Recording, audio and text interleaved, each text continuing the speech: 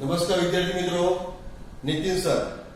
આજે આપણે ધોરણ 10 વિષય વિજ્ઞાન એમાં પ્રકરણ 12 વિદ્યુત એમાં માહિતી મેળવી. આપણે તો જે વિદ્યુત છે તો આ તમારે 11-12 જે સાયન્સ લેવું હોય તો એના માટે પણ આ એક અગત્યનો પાઠ છે. તો આપણે વિદ્યુતમાં જોઈએ તો સૌપ્રથમ વિદ્યુત ભાર.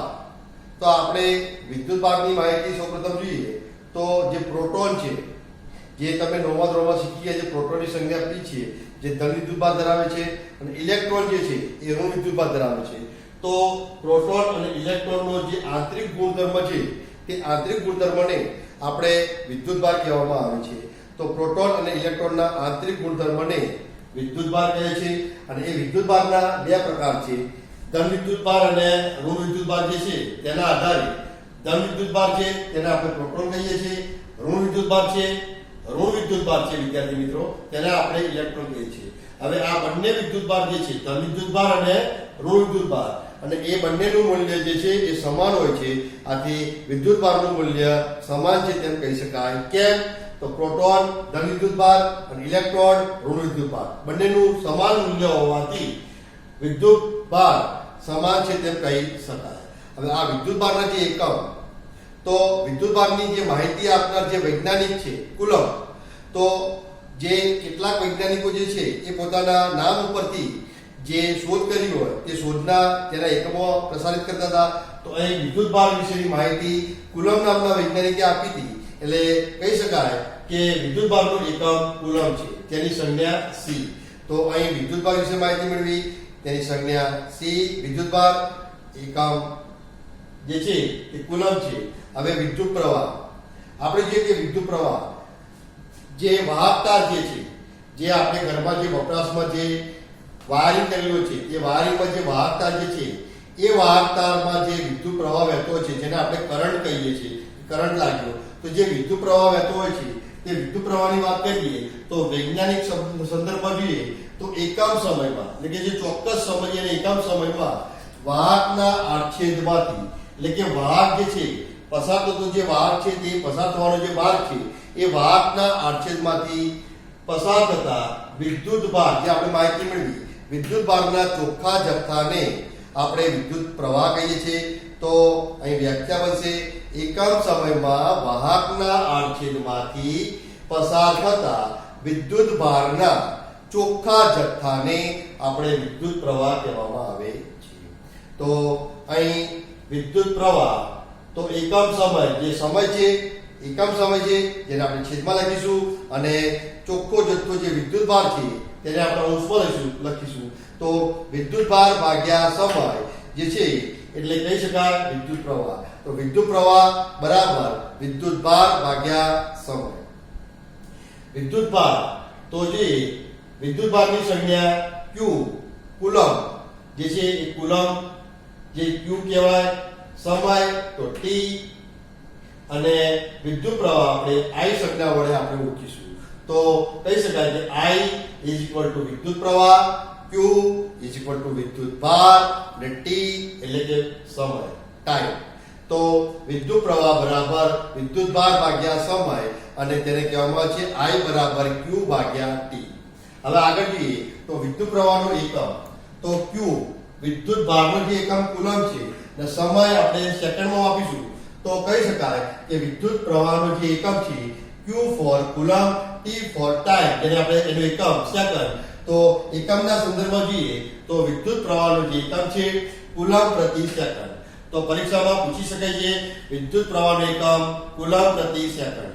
હવે આ જે વિદ્યુત પ્રવાહની માહિતી ઇટાલી જે છે એ ઇટાલીના આંદ્રે એમ્પિયર, ઇટાલી દેશના આંદ્રે એમ્પિયર જે વૈજ્ઞાનિક હતો તે વૈજ્ઞાનિકે આ વિદ્યુત પ્રવાહ વિશેની માહિતી આપી હતી. એટલે એનો એકમ વિદ્યુત પ્રવાહનો જે એકમ છે કુલમ્બ પ્રતિ સેકન્ડ પણ કહેવામાં આવે છે, અને એમ્પિયર પણ કહેવામાં આવે છે, જેની સંજ્ઞા a. તો અહીં બે છે. તો વિદ્યુત પ્રવાહનો જે એકમ છે કુલમ્બ પ્રતિ સેકન્ડ અને એમ્પિયર બંને છે, બંને યાદ રાખવા પડશે. કારણ કે કેટલીક વાર વિકલ્પમાં એમ્પિયર ના આપ્યો હોય અને કુલમ્બ પ્રતિ સેકન્ડ આપ્યો હોય તો તે એકમ પણ આપણે માન્ય ગણાય. તો અહીં વિદ્યુત પ્રવાહનો એકમ કુલમ્બ પ્રતિ સેકન્ડ અથવા એમ્પિયર.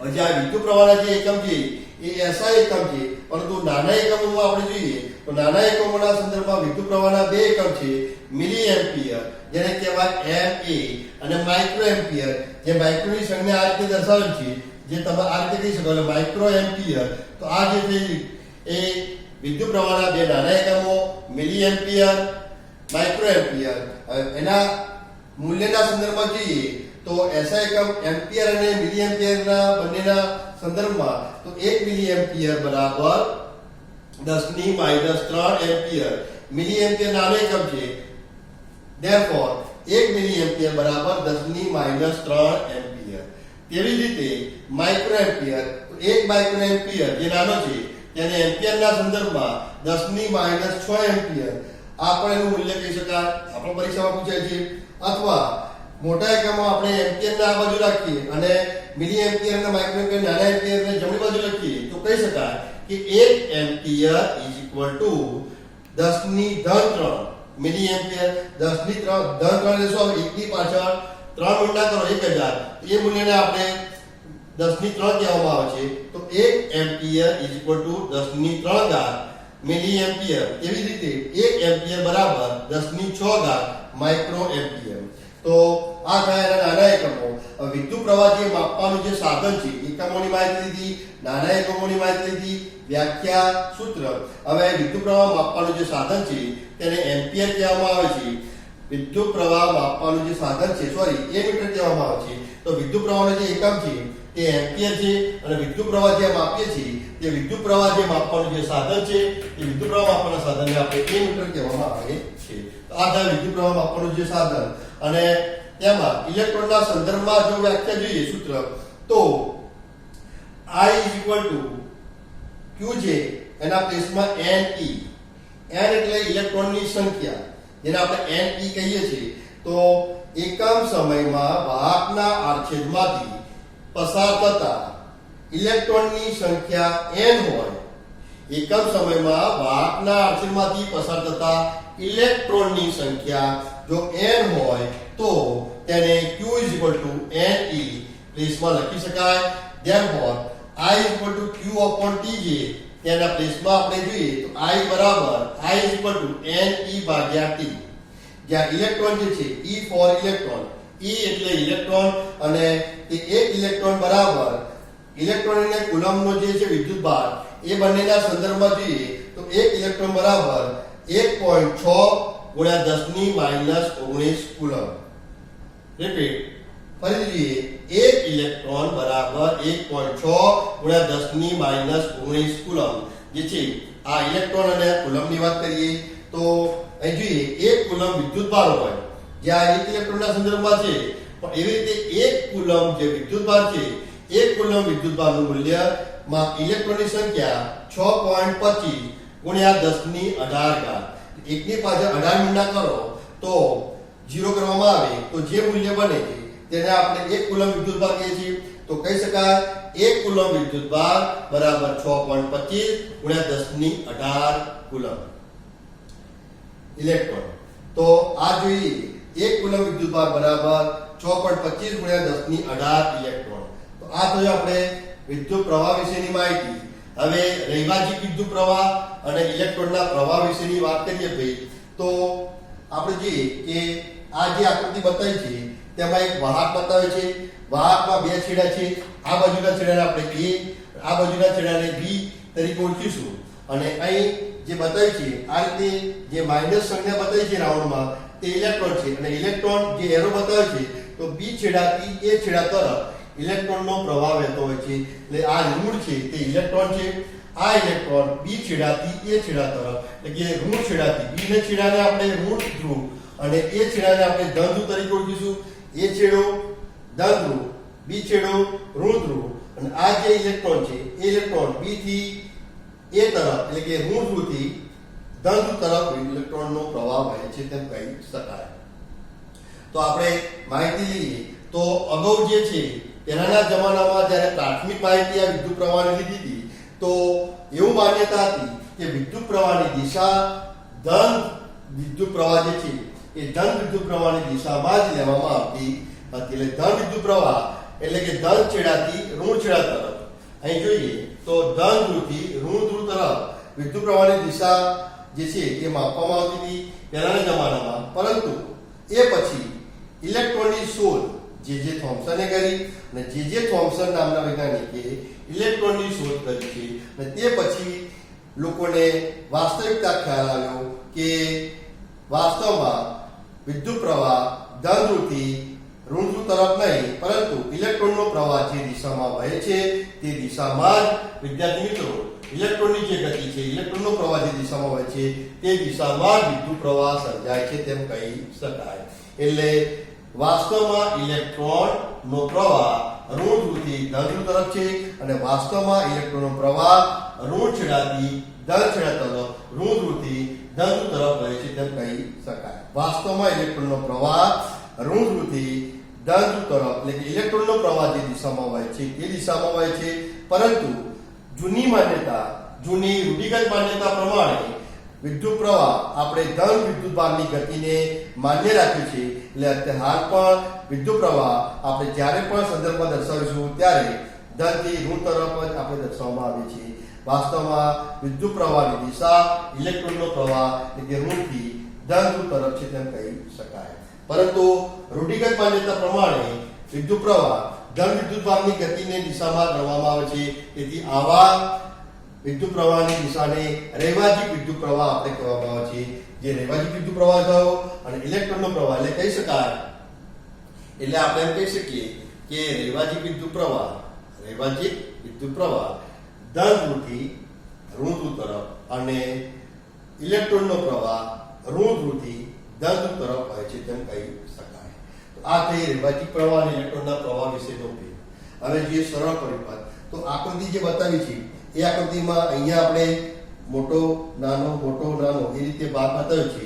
જે મોટો જે છે લીટો તે આપણે ધન અને નાનો ભાગ છે તે ઋણ. આ રીતે જે બતાવી છે તે બેટરી છે. તો બેટરીમાં આ રીતે 4 થી 5 ધન ઋણ બતાવવામાં આવે એટલે આપણે બેટરી ગણીશું. તો મોટો નાનો, આ બાજુ મોટો છે તો બાજુમાં છેલ્લે અંતે નાનો છેડો આવે તો એ જે છે ઋણ અને આ થયો ધન. વિદ્યુત પ્રવાહ બેટરીમાંથી નીકળે છે તો આપણે બેટરી ગણીશું અને વિદ્યુત પ્રવાહ અહીંથી ધન ધ્રુવથી આપણે બતાવ્યું કે વિદ્યુત પ્રવાહ ધન ધ્રુવથી ઋણ ધ્રુવ તરફ આપણે રૂઢિગત માન્યતા પ્રમાણે દર્શાવવામાં આવે છે કાયમ માટે. અહીં પણ આપણે જોઈએ તો ધનથી વિદ્યુત પ્રવાહ ઉપર ચડ્યો, આ વિદ્યુત પ્રવાહ ઉપર જશે. આ વિદ્યુત બલ્બ છે જે ફિલામેન્ટ બતાવ્યું છે એ વિદ્યુત બલ્બમાંથી પસાર થઈ અને આ રીતે વિદ્યુત પ્રવાહ નીચે ઉતરે છે. અને એ કળ જે સ્વિચ છે એ સ્વિચ બતાવે છે, કળ જેને કહેવાય એ કળ બેટરી વિદ્યુત બલ્બ અને વિદ્યુત પ્રવાહની દિશા ધન ધ્રુવથી આ રીતે ઉપર થઈ ફિલામેન્ટમાં થઈ બલ્બમાં થઈ નીચે આવશે. કળ જે સ્વિચ છે ત્યાં આપણે ટપકું બતાવીએ, સ્વિચ ચાલુ છે, વિદ્યુત પ્રવાહ વહે છે, આ રીતે વિદ્યુત પ્રવાહ વહે છે. તો આ જે આકૃતિ સંદર્ભમાં બતાવી છે તે કહી શકાય આપણો સરળ વિદ્યુત પરિપથ. ફરીથી બેટરી, કળ અને બલ્બ, ધનથી ઋણ ધ્રુવ તરફ વિદ્યુત પ્રવાહનું વહન.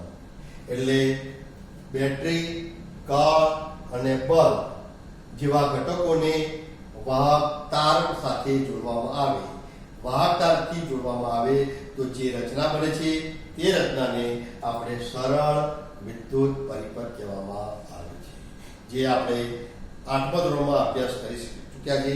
તો જોઈએ, બેટરી, કળ અને વિદ્યુત બલ્બ ને વાહક તાર સાથે જોડવામાં આવે. વાહક તાર એટલે આપણે જે વાયરિંગ કરીએ છીએ એ વાયરિંગની ઉપર લાલ રંગનું, કાળા રંગનું, લીલા રંગનું, પીળા રંગનું જે અવાહક પડ છે, અંદર જે તાર છે તે તાંબાનો તાર છે. તો એ જે તાર બન્યો આપણે એને વાહક તાર કહીશું.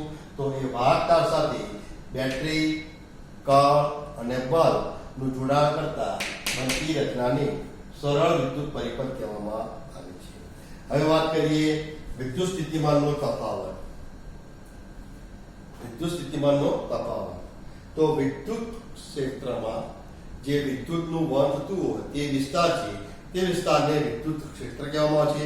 તો વિદ્યુત ક્ષેત્રમાં એકમ ધન વિદ્યુત ભાર, જે ધન વિદ્યુત ભાર છે તો વિદ્યુત ક્ષેત્રમાં એકમ ધન વિદ્યુત ભારની એ બિંદુ, બે છેડા હોય તો એ બિંદુથી બી બિંદુ તરફ, એ બિંદુથી બી બિંદુ તરફ. તો વિદ્યુત ક્ષેત્રમાં એકમ ધન વિદ્યુત ભારને એ બિંદુથી બી બિંદુ પાસે એટલે એક છેડાથી બીજા છેડા પાસે ખસેડવા જે કાર્ય કરવું પડે છે, વિદ્યુતકીય વિરુદ્ધ જે કાર્ય કરવું પડે તે કાર્યને આપણે જોઈએ તો વિદ્યુત સ્થિતિમાનનો તફાવત કહે છે.